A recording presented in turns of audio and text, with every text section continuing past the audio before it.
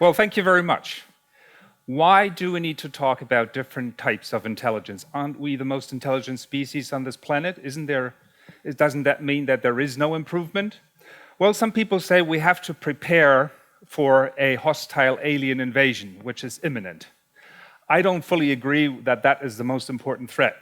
I would like to maintain that the most important threat to our species is ourselves. We as humans are actually the ones that are most likely going to destroy us as a species. Let me give you a few examples of how we make decisions and what sometimes that leads to.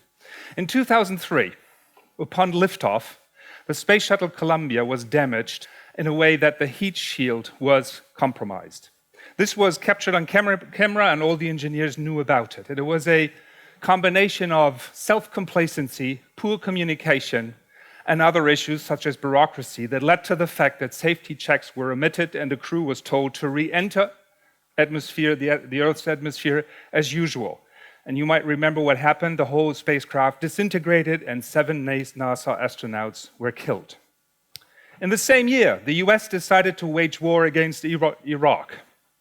At the time, the reasons that were given were the fact that Iraq had weapons of mass destruction and threatening to use them against the rest of the world. In hindsight, analysis showed that the decision to invade was made first, and then reasons were found or produced or collected. And there was an issue of hidden agenda because George W. Bush clearly said, Saddam Hussein threatened to kill my dad, so I had to go after him. And it doesn't look too good to the ways of decision-making that we have under the current president either. 2007, another big calamity. Regulations and a lack of regulation had allowed banks to engage in highly risky but highly profitable derivatives, dealing with derivatives. You know the rest of the story. Millions of people lost their homes, their jobs, their entire life savings. And the crisis brought the world financial system to a brink of collapse. And then another decision. In 2011, a nuclear power plant was flooded by a tsunami wave in Japan. The power plant was allegedly protected by a seawall. But when the seawall was built, the calculations were based on assumptions that were rather weak.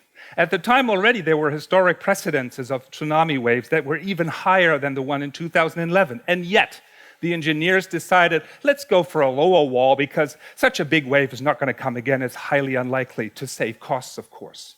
Again, you know the rest of the story, and this picture shows the contamination of the Pacific Ocean starting in Fukushima, and of course the entire area of Fukushima is still contaminated and can no longer be populated. Another example, climate change. We know at least of this phenomena since the 1950s, and it's been for decades that we have the science together. We understand that this is a man-made phenomena, and yet we're not doing enough to stop or reverse the trend. There is even countries out there that manipulate their own or other countries into non-action so we don't have to do anything about fossil fuel deployment. So all of these decisions are examples of ignored facts, poor assumptions, bad decision-making processes, and then lead to bad outcomes with sometimes massive or lasting consequences. It looks like we humans are not always good at deciding what is the best way of action. Look at this guy. I think this picture was taken somewhere in India. A guy is trying to extinguish a fire on an electric fence, on an electric pole, and you know what's going to happen next.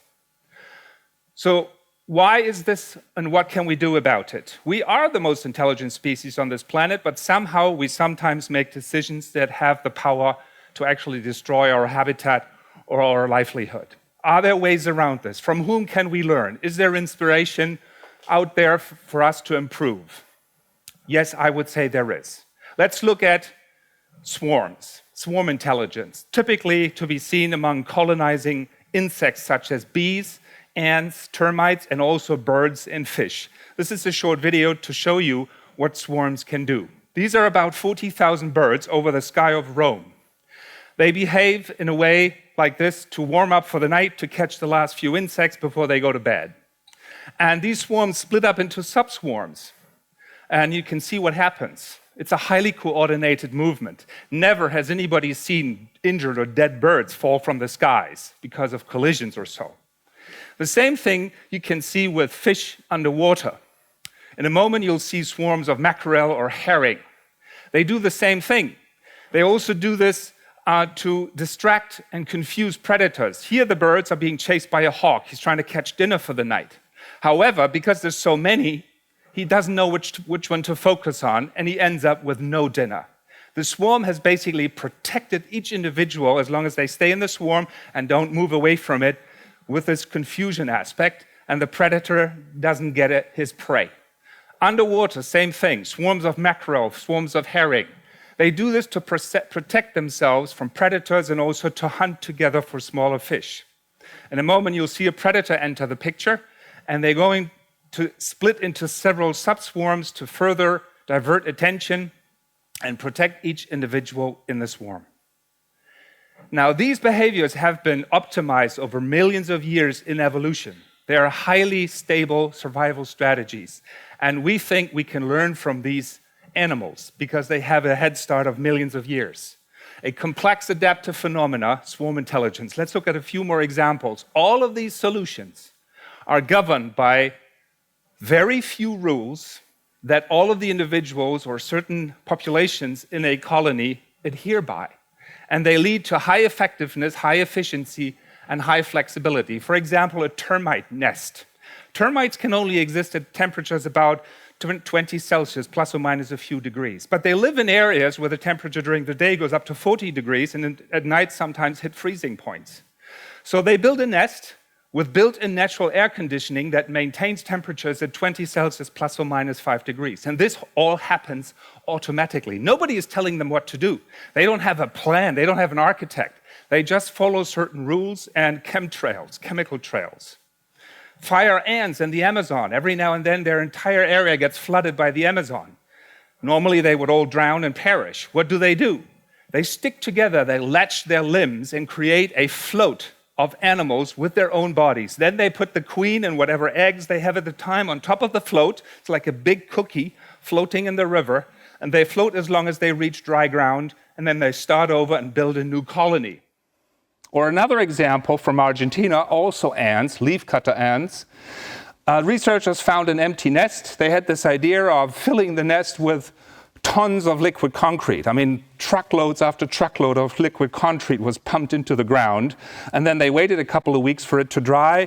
And then they brought in the archaeologists to dig away all the dirt and the dust and stuff. And out comes this ant city, with specific buildings and specific areas for specific functions, such as raising fungi, which is food for the ants, and so forth. And again, no architect, nobody telling them what to do, it sort of emerges. So I think there's enough insight that swarms can be highly intelligent, and there's also examples of humans doing this. A Dutch guy already in the 60s suggested to use roundabouts with no signs, do away with all the signs, reduce the number of rules, and let the people interact. The outcome was much fewer serious injuries with bodily harm or even deaths, many more small injuries like just little collisions and stuff, but overall the damage rate was significantly reduced. People sort of like paid more attention because they couldn't rely on any rules, they had to pay attention themselves. Let's take a look at how bees, a colony of bees, takes one of their most important decisions, which is to move to a new nest site, and which site that should be, because they have outgrown the current nest site. The way this works is so-called scout bees fly out into nature until they find a potential possible new nest site, and then they come back to the colony and report about their findings. The way they do this is this. They perform a waggle dance. The waggle dance consists of a lying number 8 like or infinity sign figure where they come back in circles and they create an axis. In a moment there will be a little sketch showing that. And this axis has a direction. The axis of the waggle dance basically determines the direction of the nest site the bee is reporting about with regard to the sun, so it's an angle. The intensity of the waggle dance basically corresponds to how good the nest site was, or basically how excited the scout bee was about its finding. So a lot of waggling, a lot of high intensity of the waggle dance means a very good nest site. So there's other bees around this that sort of observe this waggle dance, and they feel recruited to go out and also take a look at this nest site. So then other scout bees fly out, take a look at the same nest site and report back. So this is a statistical process which then happens in the entire colony with different scout bees. And here you can see how in the same colony all these little scout bees performing waggle dances trying to recruit other bees to follow their lead, take a look at the nest site, come back and report. And the smart thing here is it's like an embedded built-in statistical decision-making algorithm. Over time, these scout bees forget what they saw. So they're open to new suggestions, not like us where we get very enamored with our own ideas and sometimes forget about the facts and ignore things. No, nature has found a way for bees to not do that. So we have learned from these processes, and we're applying and deploying similar approaches using IT and technology to human meetings, or sort of like an interactive town hall. This is a picture of Europe's largest interactive citizen convention where 500 citizens worked on certain decisions how to make Germany better. And I can tell you it does work indeed. All these contentions that we all too often find in the political dialogue can go away in the right setting with the right tool of aggregation of information, and these people come to really good consensus decisions. Another example is this, where 4,500 people in Berlin decided and voted about their future identity, new corporate values. So this was a process that took about 2 hours or so, and you can see 4,500 people in real time voting on their future. Also, the outcome was extremely surprisingly good, and we had like 95% acceptance of the results because everybody was present. So we're using these type of algorithms and approaches that are inspired by swarm intelligence with humans, and now we're going to let you swarm yourself and experience what it means to be a human swarm. The way this works is you've got two teams here. Team left, this side of the venue, and team right on this side here. You're playing against each other. Now grab your paddle. We need to calibrate the system first. So everybody in the direction of the stage, please show the black side, the empty side. Do that now. Okay, now switch to white and hold it for as long as you see the paddle here on the screen. That means we now have calibrated the 100%, so we know how many people are in the room. We can work with relative signals, okay? And now what we're going to do is we're going to play Pong. So let's move to a more modern version of soccer Pong that we have developed for large crowd games. Do we still have sound? Yeah. Okay, so here's a soccer stadium. The way this works is you on the right-hand side, you control the goalkeeper glove on the right-hand side. By showing white, please do that now, the glove should move up, and it does. It's a simultaneous signal, so it's like continuously counting, and it's a dynamic equilibrium. So you have to keep playing to move the glove to the right position where you think it should go. Same over here. Everybody show white now, and the glove should go up. Everybody show black, and it should come down. That's about the maximum speed you can have. Obviously, the ball goes back and forth. You have to defend your own goal and kick it back, so hopefully the others won't catch it. And this is also the lead into the Soccer World Cup starting this month. Okay, are you ready? That's 5 people. Are you ready? Yes. Much better. Bring your glove to the center of the goal. That's a good starting point for any goalkeeper. Ready, set, go. Here comes the ball. We start slow. A bit more sound, please, or do we have no sound? Okay, sound's dead. So you have to make more sound. Okay, as we think that you got it, we're going to increase the speed of the ball. We're going to play for 2.5 minutes. Ball is getting faster now. It's by the rules of indoor soccer. The ball bounces off the walls in the same angle.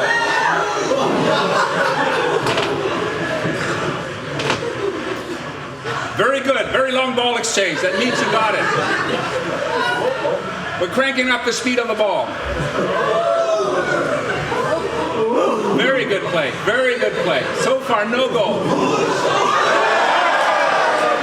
Team left. Okay. Still an hour and a half a minute and a half to go. Not an hour. A minute and a half. So you can still turn this around. Team left is awake. Team right is still struggling. Let's see what they can do. Too bad we don't have the full sound. 2-0 for Team left. Come on, Team right, you can do it. Almost a minute left, 50 seconds left. You can still turn this around or at least achieve an even.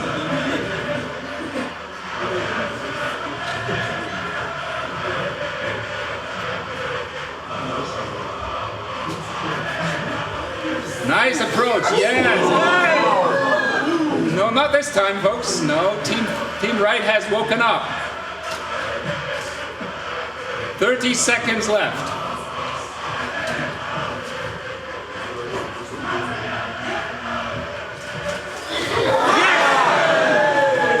I was waiting for that. 1-2, okay, 15 seconds left. We always finish a ball exchange until there is a goal, no matter what. So we'll give you a little extra time.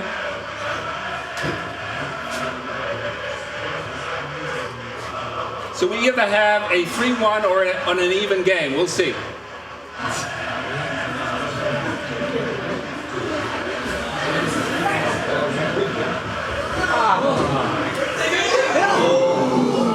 Oh, now this is very good now. Very fast. 3-1.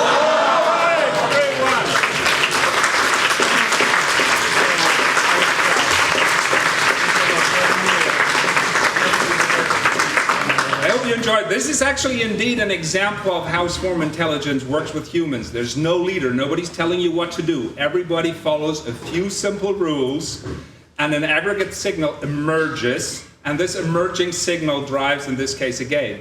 But if you were a swarm of bees or ants, something else, but you could build a nest or find food or whatever. So that's the whole idea. Give them few simple rules that have been so thought out and optimized, now a case by humans, that if they all do it and stick to it, it will lead to the desired result. We have seen this in action with corporations, with public institutions, with political parties and citizens. It does work under the right under the right conditions, and if aggregated with the right technology, such as computers and IT. And the question here is, are we going to be bold enough to reflect upon our own decision-making processes and use higher and better intelligences at certain points, wherever it's possible, to come up with better decisions that regard all of us, or lead a corporation into the future, or a country into the future. We've seen the results, it does work. The question is, will humans be bold enough to use them more? Thank you very much, and I hope you enjoyed it.